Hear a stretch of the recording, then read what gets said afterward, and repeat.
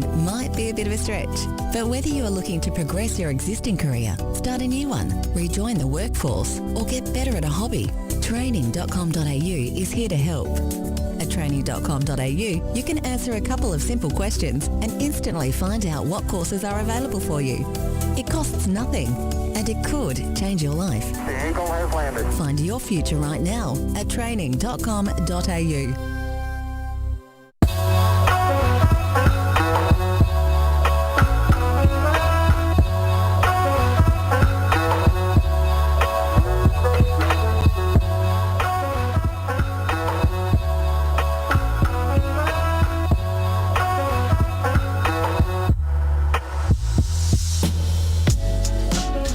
Joining us, no, you're not watching Preston Lions against the Melbourne Victory. You are watching Twilight football after a massive weekend of European footballing action and of local Victorian footballing action as well. And I can hear a sound, Pakua Frimpong and Lockie Flanagan. But Pakua, I can hear a little rumbling. What is it? 3 lions on the shirt. Jules Rimet, still gleaming. They're loud, but they're going to be It's silent. coming. No, it's not. It's coming. No. Football is coming home. No. Or rather, is it coming home? It's coming is home the on question. Twitter. It's coming home on Twitter. I don't think it's coming home in real life. Well, they are taking the focal point of the European discussion at the moment. Are Europe through Europe? England. They are taking the focal point of the discussion of Europe and of Euro 2020 at the present moment. 4-0 winners over Ukraine. Andrei Shevchenko, his football manager brand, in the mud. Not really. I think most people really appreciated what Sheva did with the Ukraine squad. Absolutely. But England 1 game away now from a final, 2 wins away from taking out the whole thing in front of a home crowd. They like their chances. A lot of people are starting to catch that England fever. But none of the Italians have anything to say about it. Exactly. Because the Italians are still in with the fight. So too are the Spanish. That's the other big semi-final we've got set up this week to get us in to a big final. It's, come on, let's... What did you make of it all? Oh, you said that Italy are in with a fight. I think they're leading the fight. They are the heavyweight favourites. They are... I know, but I'm framing this discussion not from us. I'm framing this from the discussion of Twitter. And if you take in Twitter's the Twitter a scary sphere, place. it's all England. Absolutely. It always has been. England are inevitable. England's the only country that exists on Twitter at this very moment It's in true. time. It is true. It is true. We'll get into a more in-depth review of those quarterfinal fixtures from the weekend. But I want to start off more locally because we always like to start off a Monday with what we've been up to in the local footballing game. And of course, Pakua, for those who don't know, is the media. Can I call you media manager? Is that your official title? Well, that's We're what going with it. That's what my LinkedIn says. So yeah, we are going with the LinkedIn title of Oakley Cannon's media manager. What can I say? How was your weekend in football? What can I say? We're the best team in the NPL. We are dominant. Oh, come on. I feel like Avondale would have a few things to say about when that. Avondale face us next, they can see why they are the second best team in the NPL. Comfortable.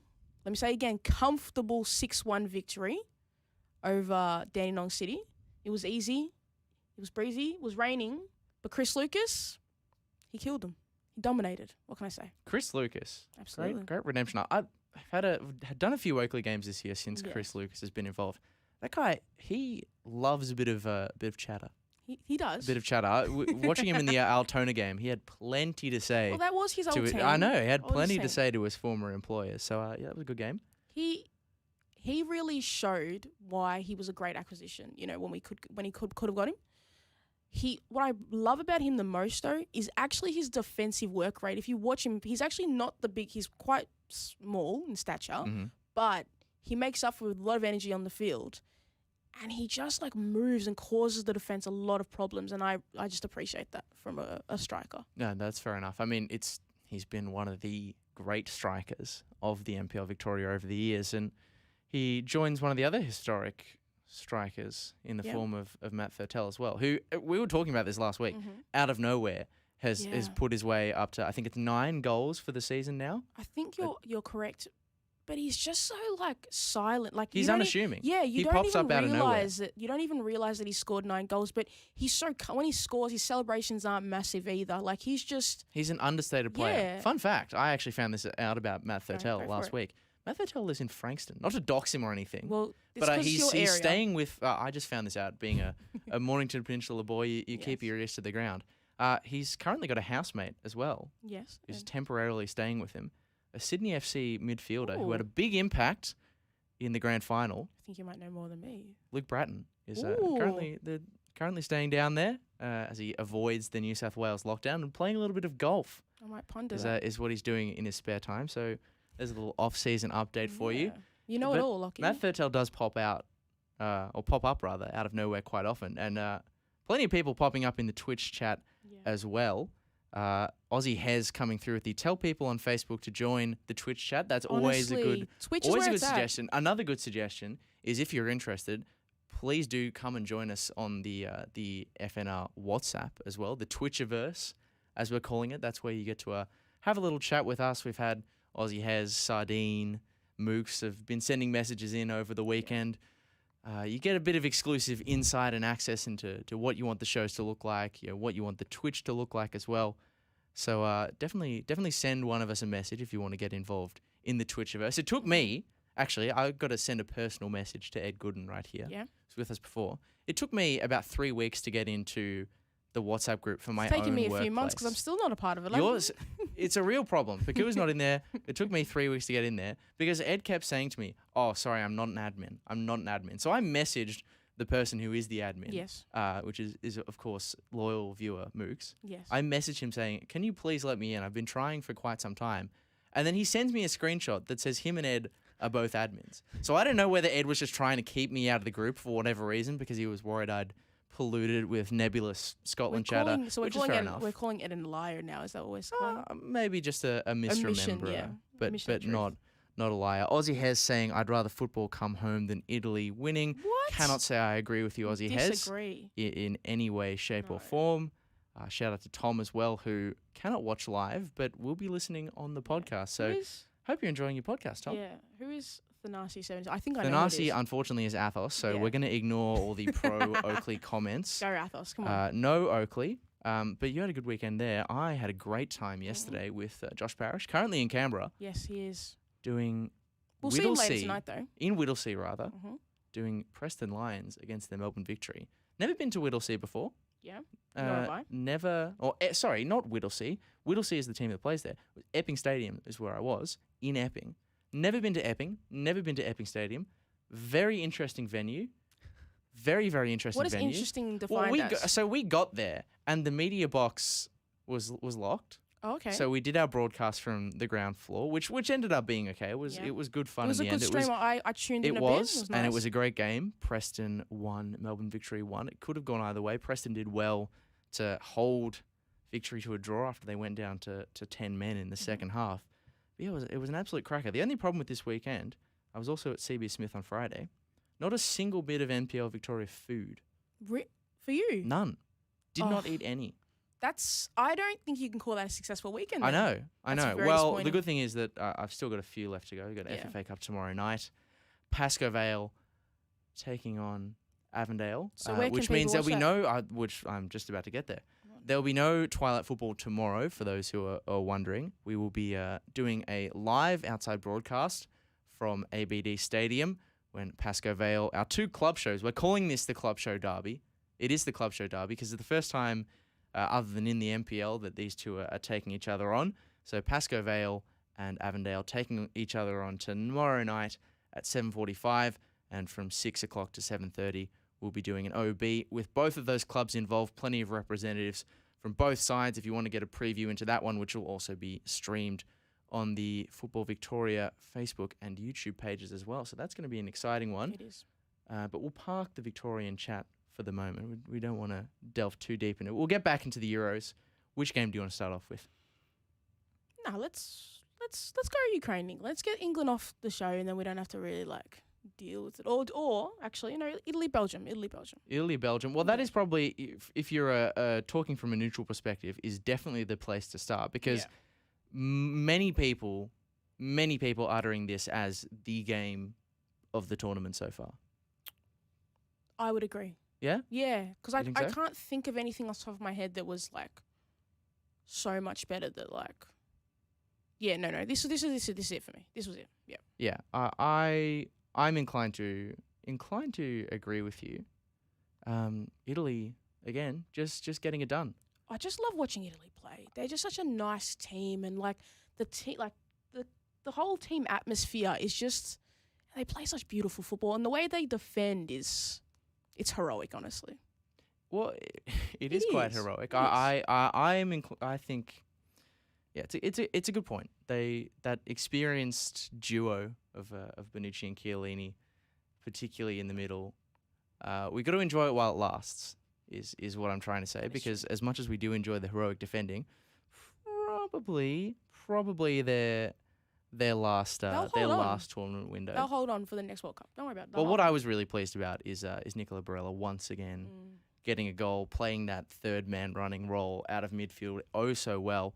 And Italy, it was an interesting contrast of styles, and I think this was a very instructive game in the sense that a lot of big nations, I think, when it comes to tournament football, the nature of tournament football is you don't want to take too many risks because there's no point trying to play a particular style where you don't have much time to train people and integrate into it when it's really highly specific, and get yourself knocked out or get yourself pantsed by a team who are playing safe and hitting you on the counter-attack. I think plenty of big European nations would know a lot about that. I mean, Spain from 2018 would know a little bit about that as well. Yeah.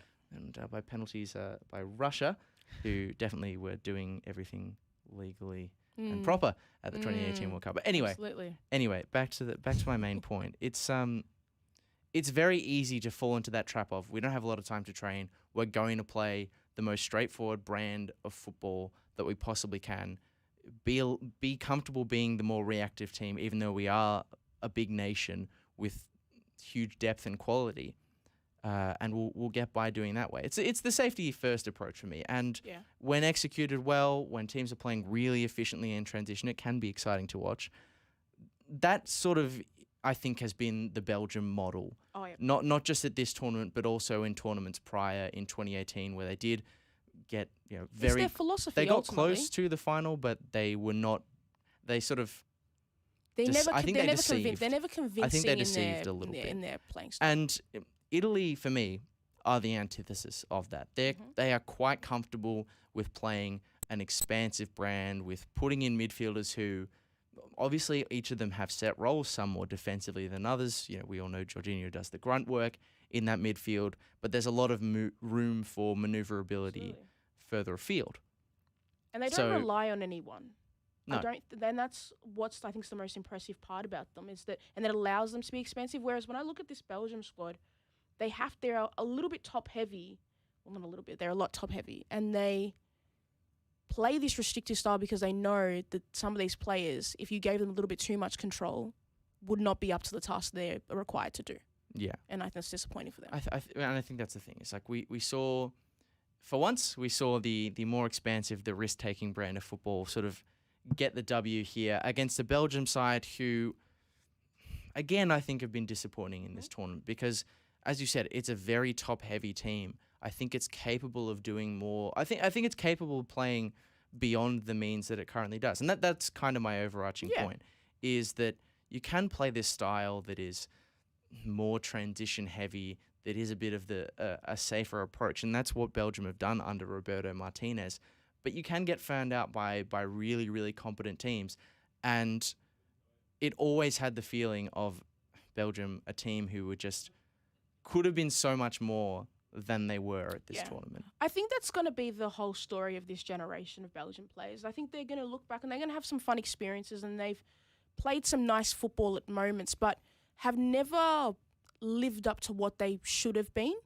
And I think they've also not developed as a team, because I think that this group of players have been together for a long time. It's not like these as like some new players that are coming, they've had lots of they've had tournaments to grow, and they've had international matches to grow, and they just haven't established an identity.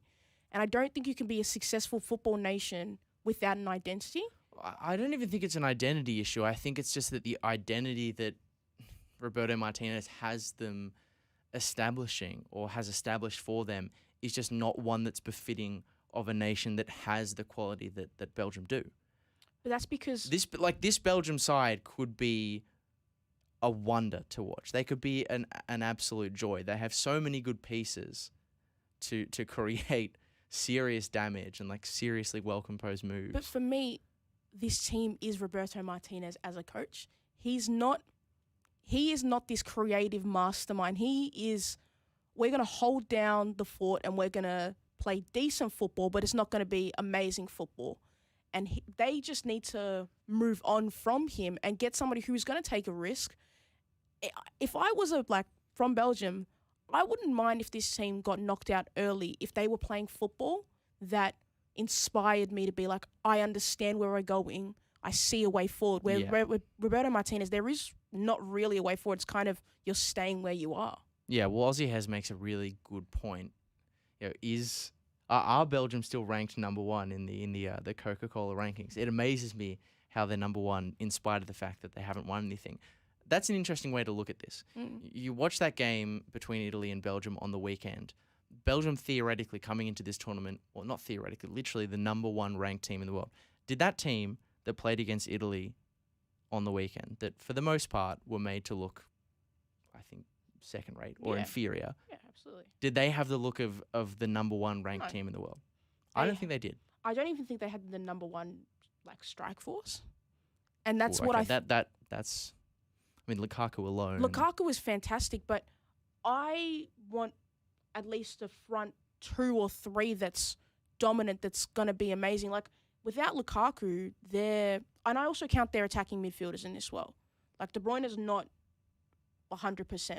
So yeah, that's true. I don't rank them as the number one purely based off that. It's hard to believe that he's already 30 years of age, isn't it? Who? De Bruyne. Well, you've actually... He's 30. Is he? He is 30 years old. I don't know why I look at him and I'm like, you're like a 25-year-old baby. He does have a bit of a baby face kind of expression. Yeah. That's fair. Yeah. I That said, I agree. No Lukaku would make a massive difference in terms of a lack of a focal point.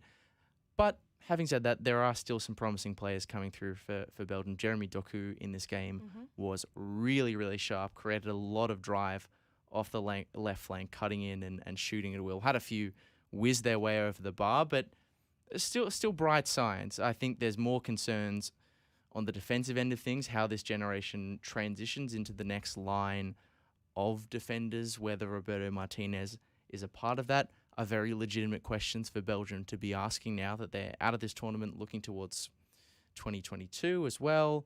I wouldn't be surprised to see them stick with the current manager, given there's not a huge amount of time, not a heap of time left before the next cycle.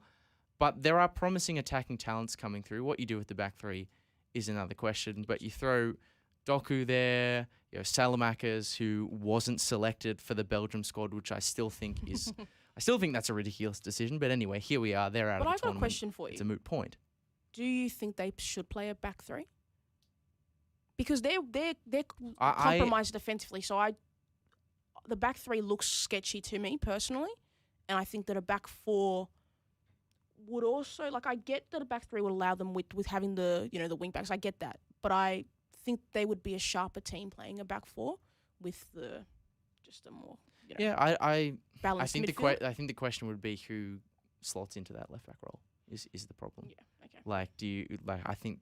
Unfortunately, as much as I don't really agree with what their setup, I don't know who they'd slot into that left back role. I mean, there was a once upon a time, Jan Vertonghen maybe could play as a left back, has slotted in at that particular spot over the years, but it's just not the position for him at the age and at the level he's currently playing at now.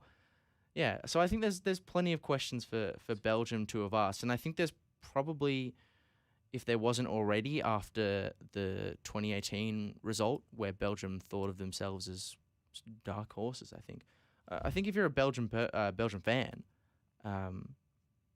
you have reason to be frustrated at a golden generation maybe going awray. Yeah. Being lost, because have they been led astray? As we well know in Australia, they don't come around all that often. It's a different situation for Belgium, of course, but I think a lot of fans will be looking at this generation of players, some of them starting to come out now of their peaks and coming out of football altogether, and being left to maybe rue what might have been. Yeah, I think I'm just sorry. I was just looking at the age of that back line, and it's scary. That age. Yeah, it's not good. All Vermaelen three being of them in the squad still being set up in the way they are. Shout out Debano9 giving a little bit of a pog in the chat. Salamakers with a cool emoji. Very, very fair. That is exactly the way I feel about Salamakers. It's the way he likes to play as well. But I think that's enough Belgium bashing for one day. We'll talk about Italy's opponents for this next game, or the game they played rather. Spain and Switzerland. Once again, a very, very tight game. Yep. Spain eking their way through by way of a penalty shootout. And a terrible penalty shootout as well. Yeah, I was An looking at the awful score again. penalty. One of the worst penalty shootouts I think I've ever seen this game. It baffles me that like professional penalty shootout is very intense, and I understand that wholeheartedly. But 3-1, like don't think I've ever seen that scoreline in a penalty shootout, and I just like surely as professional footballers, somebody can hit the back of the net. Like it doesn't look too hard, but I would probably miss a penalty myself. Oh, we're treading dangerously Oh, I close to would. that. Could you score a Oh, goal? no, I wouldn't. If you I had wouldn't. 100 penalties, I could you wouldn't. score against a I'd miss Premier every League one. keeper thing that always comes up on I'd English do Twitter? I'd do a John Terry and I'd slip every time. 99 times. All 100. 99, Oh, 99. And then the But one. you score the other one? No, I'd reach the goal, but it would Okay. definitely. You're be the exception. Most 100%. No, most no. people in a pub are like, oh, I'd score one goal No, against no a way. Premier League keeper. No I don't- way. No, you wouldn't, mate. Do you know how good Premier League keepers are? No way. Anyway, Suck. terrible penalty shootout. I was going to say probably, but Spain going through via the lottery of penalties, but on the balance of play, doing it deservedly. So I think that's fair to say. Yeah, they're a better team, and they had 28 shots and 10 on target. Yeah, it was it's a bit of a paddling to use a Simpsons expression. Ooh, nice. A little bit of a paddling. The concern here is, I mean, Switzerland have had, all things considered, a very good tournament to get to where they did. I think everyone will be very pleased. I mean, you can take the France result and just pack your bags at Literally. that point. Like, I think everyone's going to be I think that was the wrapped. end of their tournament for them. Like, I think they had been on such a high that by the time they got to this Spain Yeah. game, they were like emotionally exhausted. And with Xhaka around, I'm not a Xhaka fan like at all as an Arsenal fan. No, It's we not know even. that. It's not there. Don't Okay. worry. I think they did lose something in the midfield with his like control, and I put those in quotation marks heavily. Think they just lost something there. Yeah, They never no. really had a chance in this game. I'm inclined to agree with you. Having said that, Spain controlled the game really. The scoreline was very, very flattering towards Switzerland. One of those teams who do go for a more safety first approach in a way that works for them. But in the same way, it's good to see that Spain are able to progress, mainly because I had them as a finalist and was getting pretty nervous after their first two games in the group. Pleasing that they can still make it through to this stage in spite of their struggles. That said, this game still gave me massive alarm bells, because while they did go through on penalties, it was very much an extension of the same problem that Spain have faced this entire tournament, which is their unbelievable, like staggering It hurts. profligacy in front of goals. It just, and I saw on Twitter that people were like, give, like after, who did they verse last round? My brain is just faded, sorry. They were like, give Morata, his props. He'd scored a goal. But even though after he scored that goal, he just isn't clinical enough to be your front. Like, Well, no, and he isn't, and I'll happily out myself and say that I have big raps on Gerard Moreno as a player. I thought he was excellent he was excellent. He was, this La and he Liga should have been in season, this 20 plus squad. goals. He has had a chance to come off the bench, has been sort of relegated to a wing role. But I thought after those first few games where Morata had a really difficult time, okay, Luis Enrique will realise the error of his ways here. In comes Gerard Moreno. Gerard Moreno will start scoring goals. But he ended up having the exact same problems, and Spain have continued to have those problems as well. And I think, unfortunately, even if they weren't playing Italy, if they were playing a different team, like if Spain were coming up against Denmark, for example, I think they would seriously struggle. I think Denmark could do some damage. Italy is a different proposition. Oh, absolutely. I think we're all fairly confident that Italy will win that game. I'm hoping Italy win. Because unfortunately, Spain. I think that'll be a fantastic game because I think these are the two of the most interesting sides in terms of the football they like to play at this tournament. Yeah. But Spain will continue to do what they've done all throughout it so far and miss the hatful of chances that they are able to create. And I can only imagine the difficult time that Spain fans have had. I know you expected them to make the final, and I get that, but I honestly didn't see them making it past like the round of 16. Like I didn't really have high expectations for this team. They were kind of a blah team for me personally. So them getting this far, I think is an achievement. And it's weird saying that for like Spain, a big nation, but I think them against Italy is going to expose all their biggest weaknesses to the world. It's just going to be there to show. Well, the one weakness for Italy, which we didn't get to talk about, is the fact that Spinazzola is out for quite some time. A really bad injury that he sustained there. Good to see him get a big round of applause when he came back to the Italy team dinner. Deserve it. But him not being available with Ferran Torres starting on that right-hand side is a little bit of a concern for Italy, but I don't think it'll be a major problem. I think it is a big problem in the sense that he's literally been their best player all tournament, but they probably have enough collective quality to get over the line. I don't think one player missing completely undoes them. I think Italy, because they defend as a whole unit and they don't like rely on one player to be like the defensive mastermind, I think they will be okay and they can account for that loss, even though it's a massive loss. Sorry. They're good enough as a team to overcome, in my opinion. Okay. Yeah. One more thing on Italy. Go for it. Before we move on. Mm-hmm. We've all seen it by now. It's done the rounds on Twitter. Okay. Ciro Immobile. Mm-hmm. His reaction to Italy's first rather, going down on the deck injured right before Barella scored that goal, and then getting straight back up. What did you think of it? What was your gut reaction? Because a lot of people had plenty of stuff to say about this online.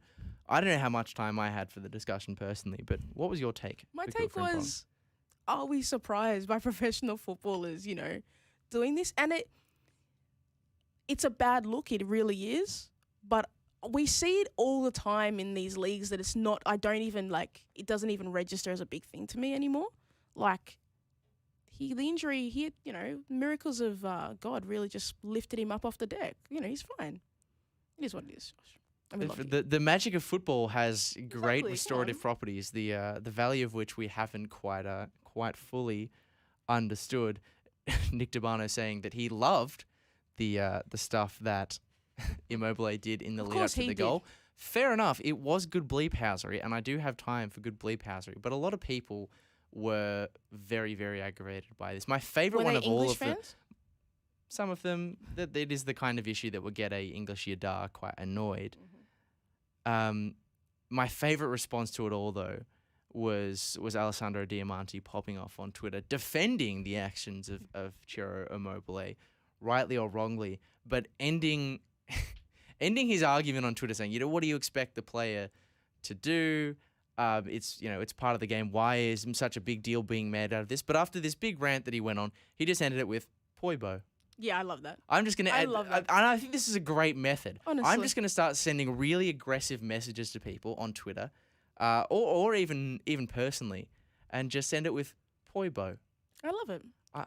I'll find some Tottenham fan and I'll tell them, I think you are a complete piece of scum. Your team is terrible. You're an absolute tin pot organisation. I can't wait for the next St Totteringham's Day where we can celebrate finishing above you. Poibo. Love it. But can I... Poibo. The thing that makes it a little bit more interesting is that earlier in the tournament, Lukaku stayed up and decided to do the right thing. I can't remember exactly which game, but they didn't get the free kick after. So sometimes I'm not a fan of diving or anything, or like, you know, being the drama after. But sometimes not even tactically. No one's a fan of it though. You just appreciate the necessity. That's what I'm saying. Sometimes it is needed because sometimes referees, they're slow on their whistle, and I don't really understand it, you know. But yeah, I understand it. I'm not bothered by it. It doesn't like keep me awake at night. That's for sure. Have you ever dived during your game? No, because I'm honourable. Lucky. I'm not. I stay up on the field. You never even thought about it? No, I was always better than everybody else, so I didn't need to. I can't say that's consistent with my experience as a footballer. I haven't dived. I've just fallen so clumsily so many times that people have thought that I dived. I played a first game of football earlier this year, a first and only game for the year. I was very, very out of touch. And was it a five-a-side or like an No, actual 11? full pitch game. Okay. I just signed up to do it, and they started me for the game. Terrible decision. Yep. I was so unfit. My first touch in the game, I completely forgot what to do. And Wait, just, what do you mean forgot like, what to do? well, you know when you receive the ball and not it's that like many you're things. playing on the wing, like you have to run, but it's Yeah. like, which direction do I want to run with the ball? What am I supposed to do here? So I just kicked the ball ahead of me and went for like the full classic English stand and deliver winger, just like bomb down. Don't try and dribble at all. Just kick it direct and run after it and back yourself to like be faster than your defender. Honestly, that was my tactic as a player. I did that. Mm-hmm. Second step after knocking the ball forward, poked the stud into the artificial Ooh. turf, did a full like Artificial probably turf is even worse. probably 2 or 3 meter long slide Yeah. along the artificial pitch just from tripping myself over.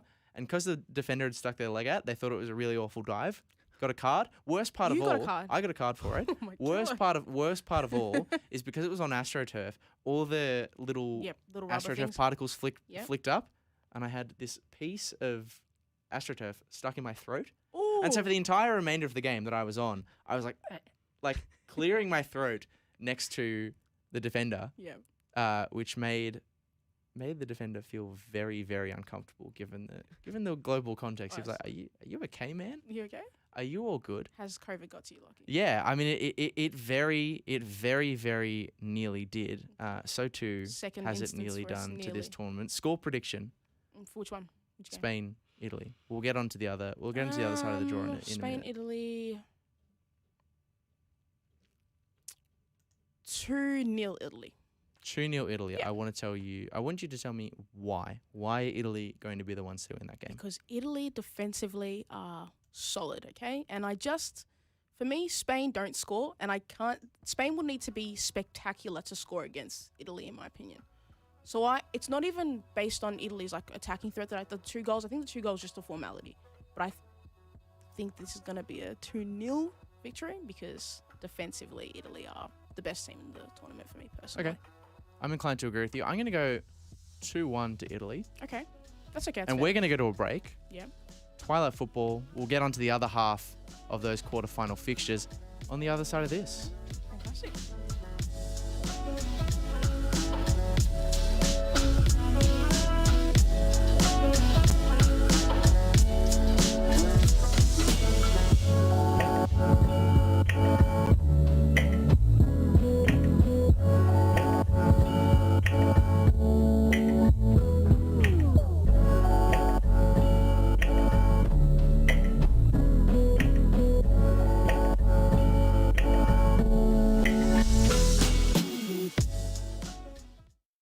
With the right qualification, there's no telling where your career could take you. It's one small step for man, one giant leap for mankind. The moon might be a bit of a stretch, but whether you are looking to progress your existing career, start a new one, rejoin the workforce, or get better at a hobby, training.com.au is here to help.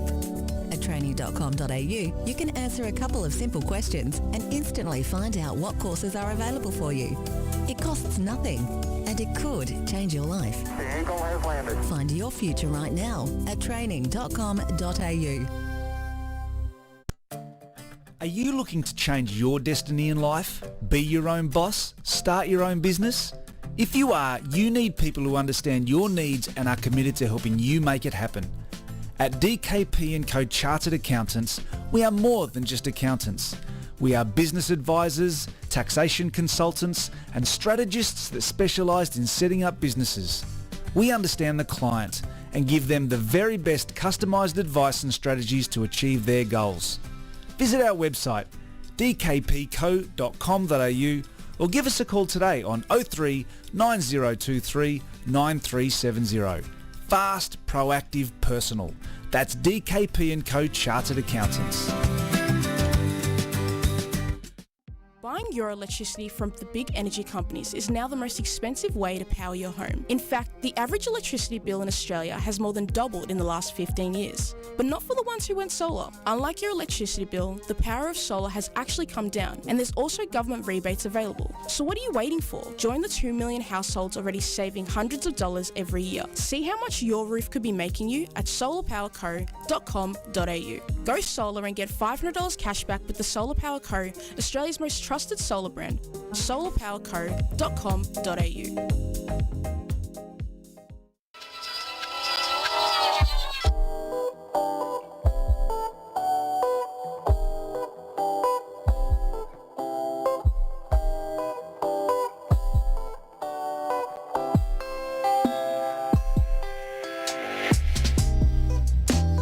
Twilight Football on a Monday night, and the Twitch chat is absolutely exploding. Clearly very busy Monday nights for all of the viewers this evening. Clearly. I shouldn't really diss the viewers. I'm glad to have you here. But all of you throwing the messages in the chat, a lot of very familiar names in there, I must say. The word, or not the word, but the name Nick Hughes is popping up quite a lot. Never sad to see Nick Hughes bob up out of nowhere, even if it is in the Twitch chat and not in person. But do keep your comments coming through. Any questions you've got as well, let us know, and we'll continue to get through a bit of the Euro chat. We left it with Italy and Spain, and now we're going to go into Twitter's king, the anointed superstars by fan vote, the champions of Euro 2020, none other than big England themselves. England. Please. England. Please, we need to let it go. England. Join in. No. They are up and about England. It hates me to try and pump them up. And, Yeah, and you're a Scotsman, I don't honestly. like this. I'm trying to be the England protagonist, leaving someone else to play the England antagonist role. Not And doing I'm the Scottish one. Literally. I'm the Scottish one. This is a very Your Scottish unfortunate turn of ancestors are events. very disappointed in you. A very unfortunate turn of events, but not if you are a fan of the Three Lions, because they absolutely steamrolled Ukraine over the weekend. 4-0, they ended up winning, and Harry Kane is back. Are we willing to say that Harry Kane is back? I guess. I guess we have to. So yeah, he's back, but not by. I don't want to say that, but unfortunately he is. He is back. He's warmed up. and It's taken a long time to warm up. He has taken a long time to warm up.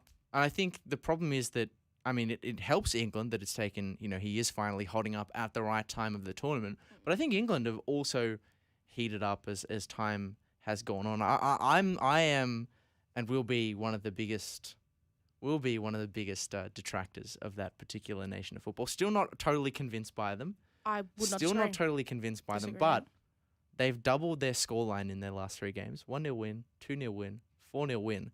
So pencil it in. England 8-0 victors over Germany. Over Denmark. Imagine? That would be very convenient for Germany. Very, very. 8-0 winners over Denmark in the upcoming semi. You can pencil that in. But this had the feeling of 2018 England just a little bit, not in terms of the amount of goals scored, but in the style of goals scored. So many headers and set piece goals Honestly, in a single game. But you would never have thought it for this team coming into the tournament. That's not the way when I picture an English goal, I don't even think of for set pieces at all. It doesn't come to my mind. Well, ironic. It's funny that you say that, because there's a lot of chatter about in the analytics community about how effective set pieces are, and that they're relative to how they're relative to how often you get them. Yeah. They are a really, really good route to getting goals. So much so that Barnsley in the Championship set their system around set pieces and getting maximum profit from them. So I think that kind of benefits England. But Harry Maguire was involved in getting his big granite forehead onto the end of a few. Is this He has looked very. Again, I say all of this through gritted teeth. He's looked quite good and has been a pretty welcome addition to England since he's come back into the fold. Is this tournament going to be his like vindication of like where everybody's like, oh, Harry Maguire, he's that lad that we all know, Harry Maguire is a one good guy. of football's greatest enigmas in the sense that in the league version of Harry Maguire is despised and is Absolutely. not that good of a player. People in England love to hate on him. Even Manchester United fans love to hate on him. But when it comes to England, he's just seen as like this all-conquering defensive messiah. It doesn't make sense to me, but it is working for England at the present moment. But they've also personally benefited from being on the other side of the draw. So I think when they What do you mean though? All the teams finished where they finished. That's the logical way. No. There's no lopsided draw. There is most certainly a lopsided draw, and like I know what you're trying to say, but it's they haven't versed a team to me that has been matched their current form has matched their rank, their supposed but ranking. They beat Germany. Did you I have really- high expectations for Germany heading to this I tournament? actually said that they would not even make it out of the group. See, that you're like me. I didn't have any high expectations. So, But what- I'm trying to play English devil's advocate here. I don't think you understand how difficult this is for me to do. But one of us has to do it. Okay. England have been good. They've got better. It's all great. But I think I still think Denmark can beat them, whatever. But I think if they make it to the finals and they verse either Italy or Spain, I think they will be fundamentally not as great of a team as they've shown throughout this tournament to people. Well, on Twitter. let's go back to the lopsided draw thing quickly because it is. I know what you're saying. I know what you're saying. Yeah. A lot of the bigger nations did end up on one side of the Yeah. bracket, and England so far have played depleted Germany. They've obviously just knocked out the Ukraine as well. Teams that they could be reasonably expected to beat. Meanwhile, on the other side of the bracket, all the big nations have been coming up against one another, and there's been some absolutely barnstorming games over on that side of the bracket. And I'm interested to get some Twitch opinion on this because I haven't fully made my mind up on it either. What is the better outcome for a tournament? Is it a lopsided bracket where all the big nations or a lot of the big nations are clashing with one another on one side of the bracket, although it may lead to a final where technically the two best teams aren't making it in? If you have a Denmark-Italy, the strongly favoured opponent, mind you, in that situation, probably the best team over the course of the tournament would be winning. But say Spain get an upset against Italy and you end up with a Spain-Denmark final. One team barely made it out of the group. Denmark have been okay. Some people had them pegged as dark horses. So that makes a little bit more sense. But is that the better alternative where you've got good knockout games because of a lopsided draw, but maybe a final that's less captivating?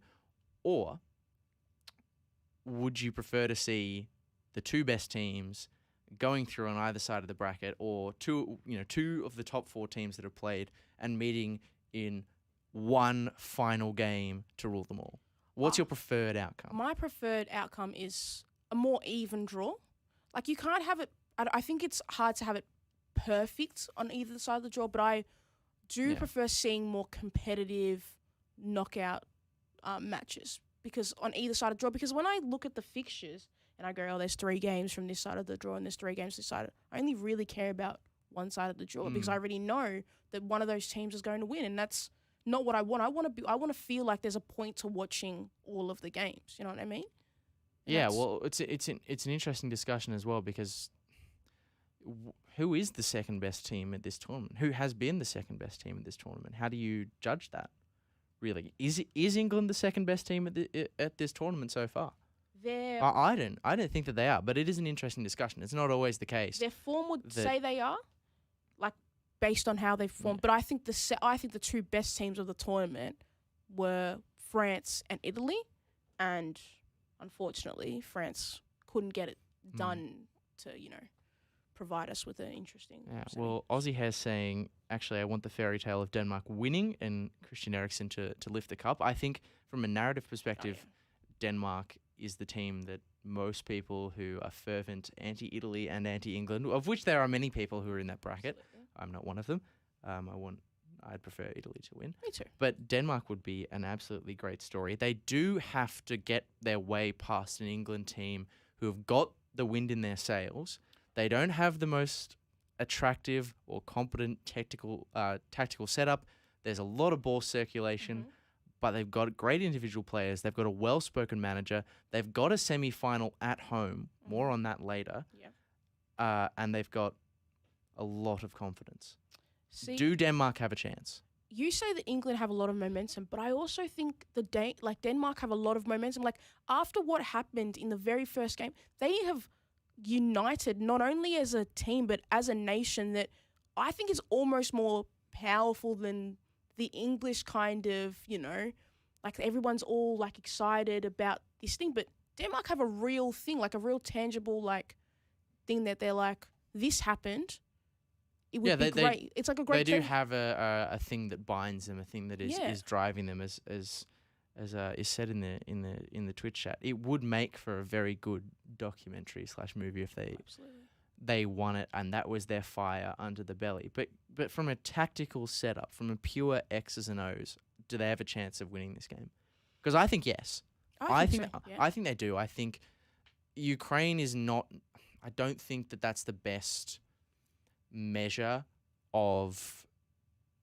I don't think that's a team that's best set up to get a result against England. They looked very, very soft through the centre of defence, and we saw England really take advantage of that multiple times. Denmark for me are a slightly different proposition because that central defensive line for them is so much stronger, is so much better equipped to deal with aerial balls. Yannick Vestergaard is a massive centre-back.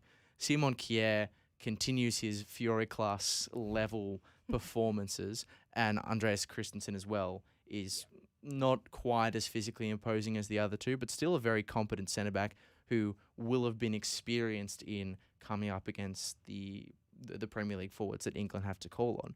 I think the ease with which England cut through on their set pieces and crosses into the penalty area against Ukraine, I don't know how much that opportunity, that avenue to goal, whether it will be available as much in this game as it was in the previous. And I think maybe that's something that gives me pause for thought. I also think that with Denmark, they're a lot more patient team. So they won't play football that will put them at risk if they don't need to. So even if they was go, in fairness, neither will England. But I look at Denmark and they went 1-0 down. Ukraine at half time, I thought they were playing okay, and the second half they just, as the game started going on and like the goals kept going, the second goal especially, it just seemed like it was all over for them. They like mentally, whereas with Denmark, I feel like if that was to happen, they would have enough faith in their playing style and defense, like just the way they move the ball. I think they would be well enough to go to extra time. I don't think 90 minutes will be hard for them, but I think if they can push it to extra time, they have a chance there. Yeah, well, they showed they were able to beat an opponent that England met in the group, albeit it was a lot more competitive affair, I think, in this one. I think maybe there'd be a few Czech Republic supporters who feel a little bit hard done by, but some nice goals in this one. I thought, just to move on to Czech Republic, Denmark, which ended up, of course, 2-1 in favour of the Danes. I really like that finish from Kasper Dolberg. He received this sort of, I think, some mailer, the outside of the foot cross into the penalty area. Just well finished by Kasper Dolberg. Really nice goal. I still like them for an upset because I'm thinking about the last time England played against a team who really had their measure aerially. Okay. And that was when Grant Hanley put in an 11 out of 10 performance against for Scotland against England in that 0-0 draw. Obviously, didn't show enough to It get was the a win. win, Lockie. Come But on, it was a win. Denmark have got more attacking weapons Yep. than that, and they've got more than one centre back who can do that job aerially. In that game, Grant Hanley was unbelievable and completely shut down everything that came into the air.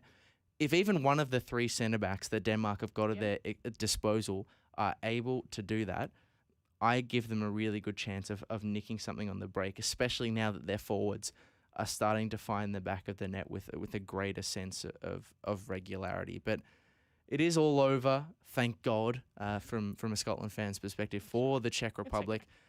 Patrick Schick getting one final goal to his tally, taking him to 5. Top goal scorer, currently on track to win, equal top goal scorer, of course, with Cristiano Ronaldo. Could you on imagine? track to take out the Euro Golden Boot.